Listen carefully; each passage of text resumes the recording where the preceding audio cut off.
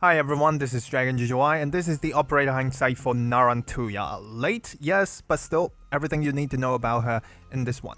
Narantuya is a 6-star loop shooter in the snipe class. Trait of the archetype can only attack while holding a boomerang projectile, and it takes time to return. They have a pretty big range, one extra column than marksman behind themselves. This is the latest sniper archetype. From stats build, they have high max HP like spread shooters, and 2.5k is around the level of some melee units, so that's solid. Their DP is cheap, only slightly above marksman's, and they also have a short attack interval and relatively low attack. So on debut with Caper, their first impression is a derivative of marksman, but that turns out not true. Buckle up, we're about to break down how this archetype works. They use a boomerang projectile. Now, there are a ton of projectiles in the game, but most of them are independent from attack action of operators. For loop shooter, however, they need to wait for the projectile to travel out, then back to themselves before initiating the next attack, which is just how boomerang works. The boomerang leaves the operator after an attack startup animation, hits the target, and returns if there is no subsequent action specified. Boomerang flies out at 2 frames per tile and flies back at 8 frames per tile, so the return speed is much slower. Now, about their attack interval. The 1.0 second attack interval is actually the minimum time for them.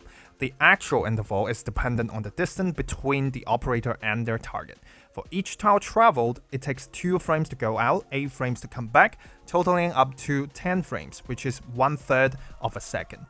The entire attack cycle can be broken down into 4 phases. Phase 1, their attack startup animation, which is the time between them initiating the attack and the boomerang leaving the operator and becomes an independent projectile. For Narantuya, the standard animation time is 17 frames.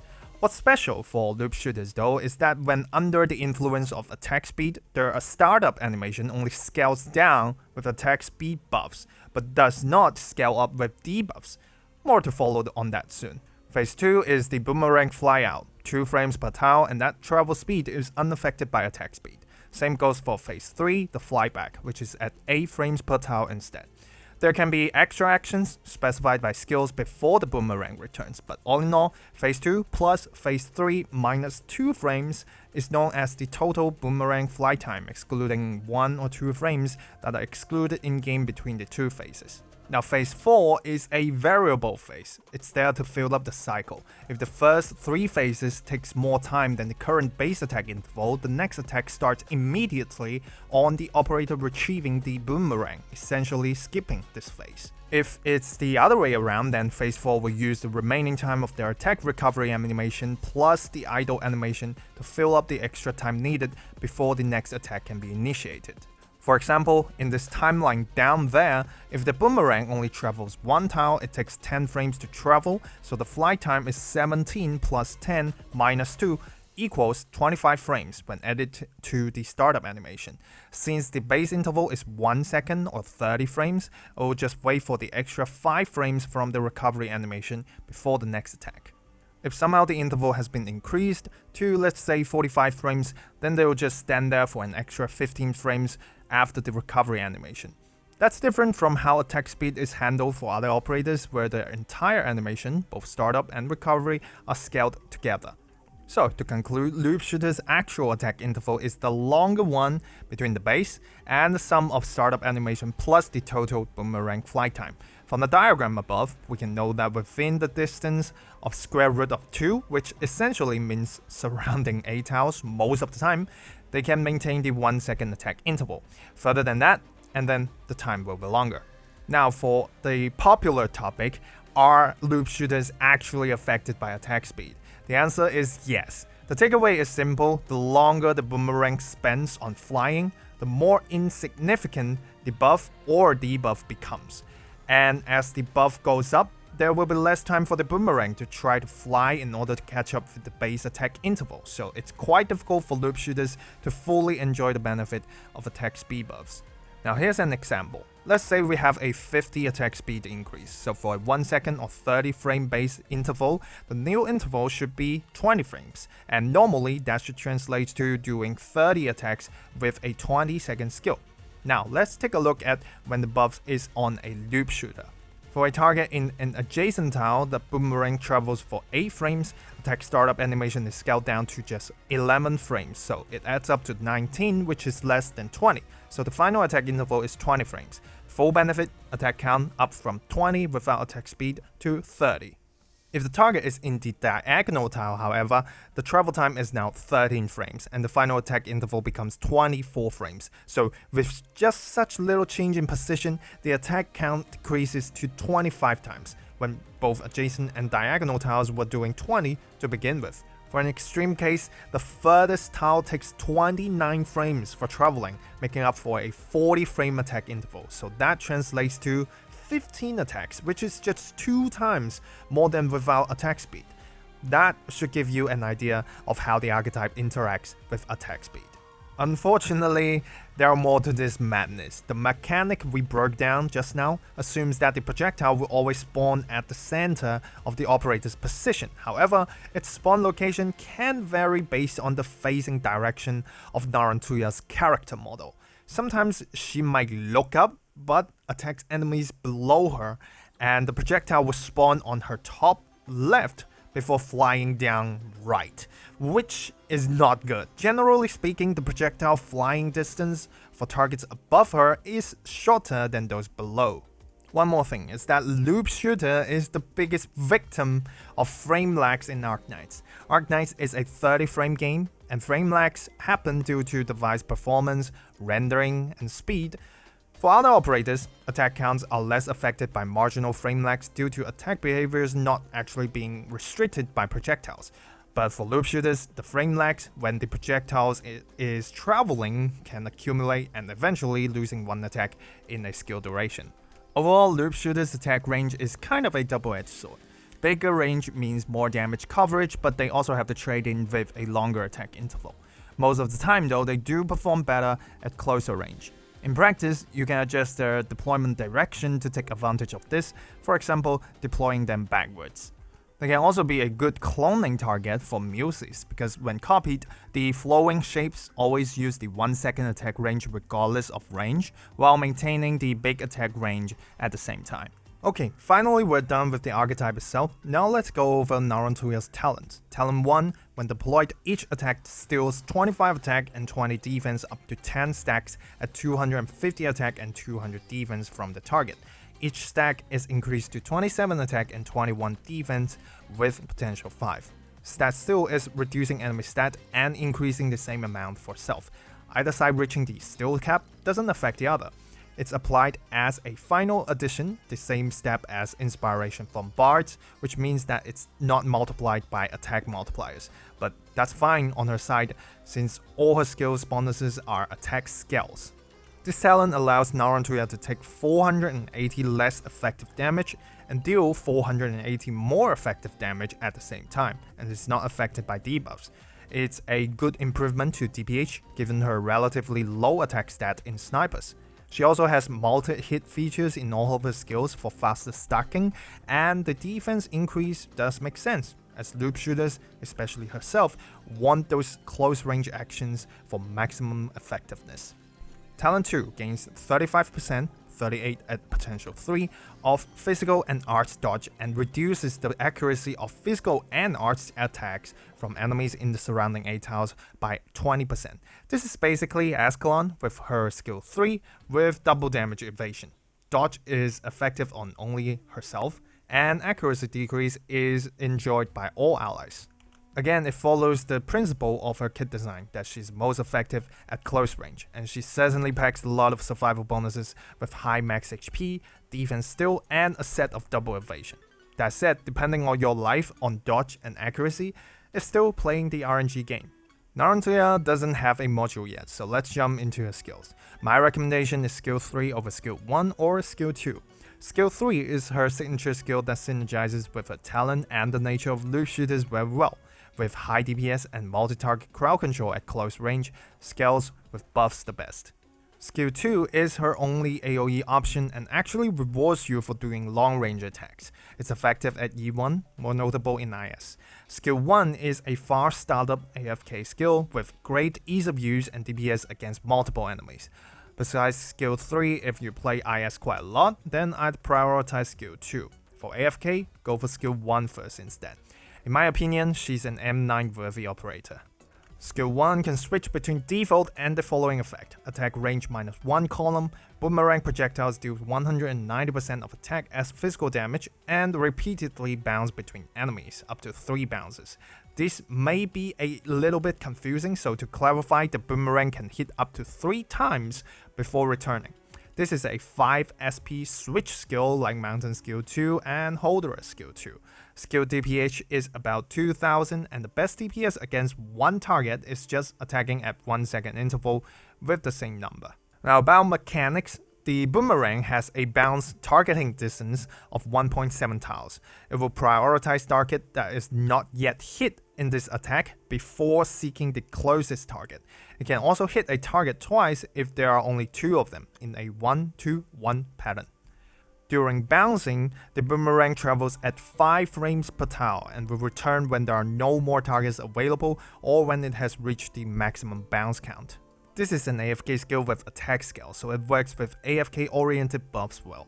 Sculptor skill 2 brings 31.7% of DPH increase to Narantuya across all skills. Or if you want easy and always ready option to pair with the skill, try Schwartz with her Module X.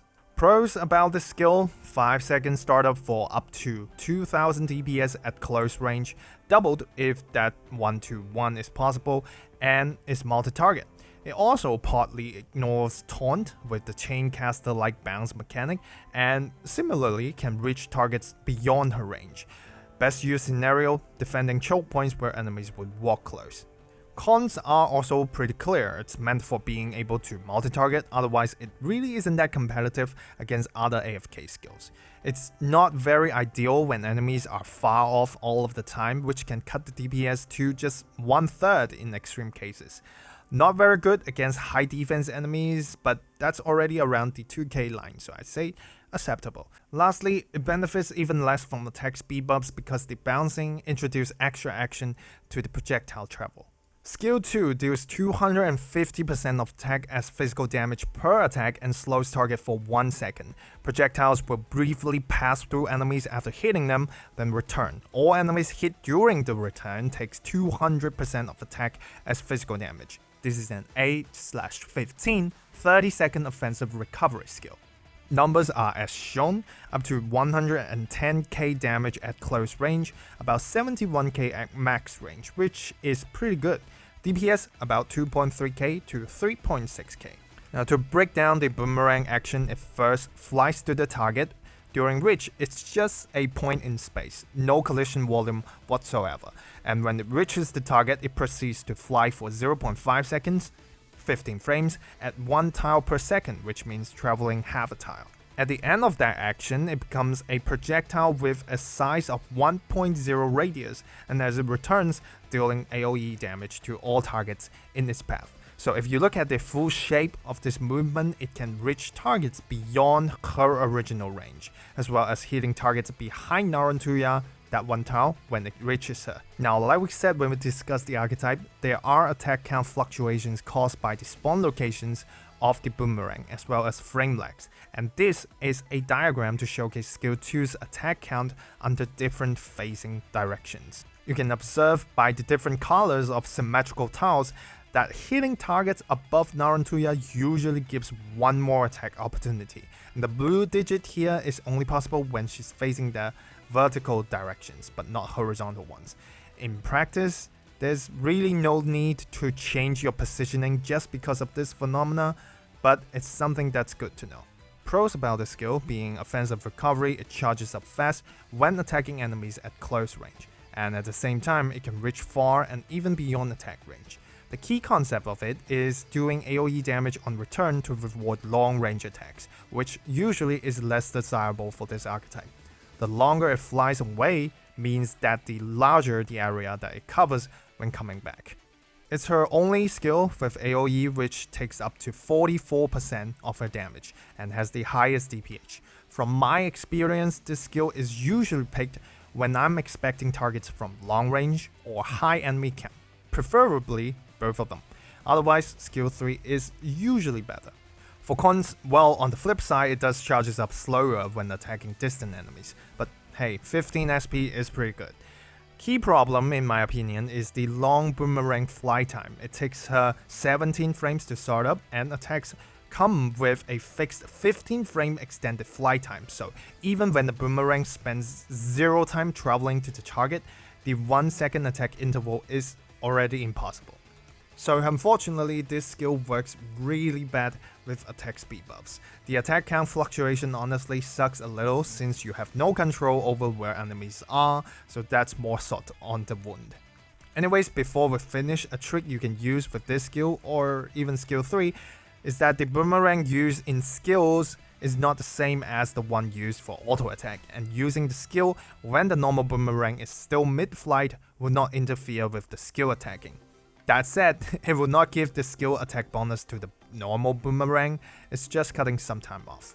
Skill 3 throws 3 projectiles per attack, each dealing 175% of attack as physical damage.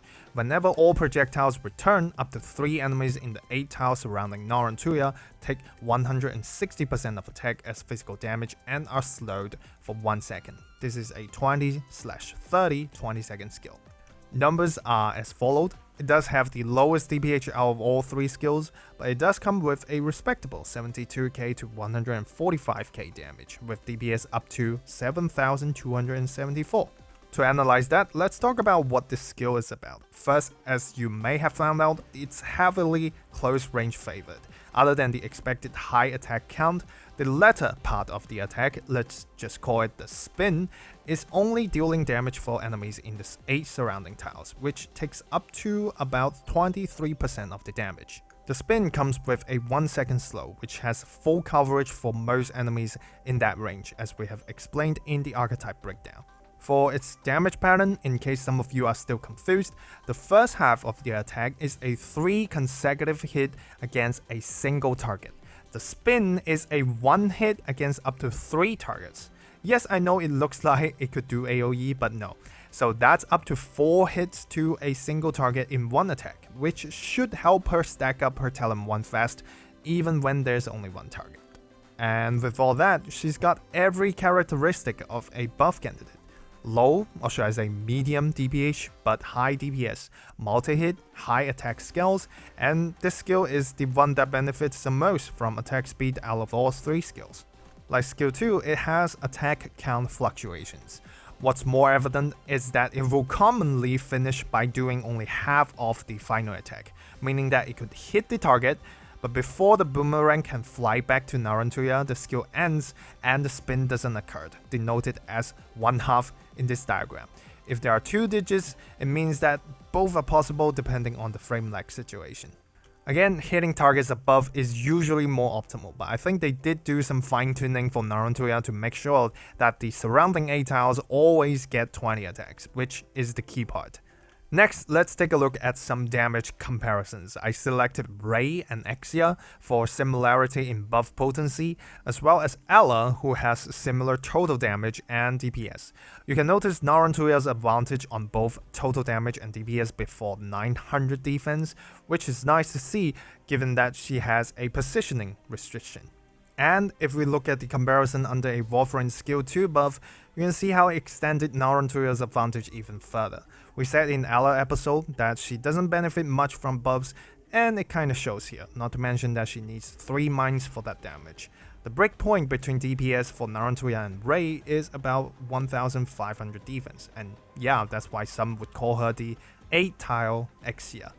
Attack buffs are great synergies with this skill. Warframe skill 2, easier to use, but duration is a bit off.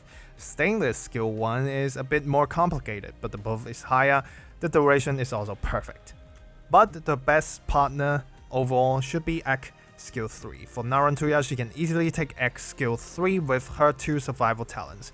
They have perfect matching durations, and Ek skill 3 provides both attack speed and attack at just the right balance. 50 attack speed is fully enjoyable for enemies in adjacent 4 tiles, as shown in the Archetype breakdown. That's more than double the total damage. Very impressive. Finally, let's do a brief conclusion for all 3 skills. Skill 1, AFK, high DPS to up to 3 targets.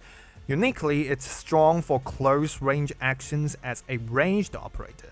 That said, whether or not it's competitive with other AFK skills depend highly on enemies' positioning, whether they come to her, and if they come loosely or in a pack. Skill 2, the only AoE option, compensates for long-range attacks by putting part of the damage on return. But by that design, the boomerang spends a lot of time traveling, so gain from attack speed buffs are also limited. Skill 3, high DPS at close range, benefit the most from attack and attack speed buffs, but as trade-off, the full potential of the skill demands the 8 surrounding tile action, so she sometimes has to go face-to-face against threatening range enemies. At least, she's prepared for that. In hindsight, Narantuya is a 6-star loop shooter, a unique close-range focused sniper. Her talents emphasize her damage effectiveness and survival at close range, which is in line with her design, and the numbers are serviceable to say the least. All her 3 different skills bring some interesting gimmick to her base functions, with skill 3 having the most potential in a team environment or buff game modes. In my opinion, the design of Narantuya is one of the best among the ones that we got over the last year. For performance in common events, you can definitely add her to your AFK comp in daily. From a CM player's perspective, she's not really one of those outstanding ones that gets a lot of discussions or spotlight since her release, but if you ask for general opinions, most players should be positive about her strength. She does have a place in IS as a reliable starter due to her effectiveness with skill 2 during Yi 1. She's still competitive in Yi 2 after skill 3, but for higher difficulties, she'll slowly need another damage core for supplement at later floors. Pretty okay with battles on the way, but not particularly impactful in ending fights. The majority of her issues stem from her relatively low benefit from attack speed buffs. This is unfortunate because the IS5 meta is an attack speed rich environment, especially post-expansion 1, so she doesn't have particular advantages against other sniper options like obviously Viscadel, or even Grey and Cruise Alter. I have carefully reviewed the ratings over the past 6 months to adjust ratings for Pepe and Narantuya in this banner. Before this summer banner in CN, we really had a whole train of really good operators, and this banner was certainly a bit of a letdown, but after things settled, I want to eventually settle with a 7 and 6 for Narantuya. Daily 7, a decent, easy to use AFK skill. We all love Mountain skill 2, it's the same experience. Honestly, one thing that greatly improves the use experience of Narantuya is that as long as you find her a place to get close to her targets, she'll just work 90% of the time. Her skills doesn't require much timings and have good cycles. Skill 1 and 2 works pretty well for mob killing, so as a ranged damage dealer other than some really tough enemies, she does her job good enough. But on the flip side, what she can do is certainly not irreplaceable. I have her at 6 for advanced. Her main shot at advanced content is her ability to do high DPS annihilation with buff at close range.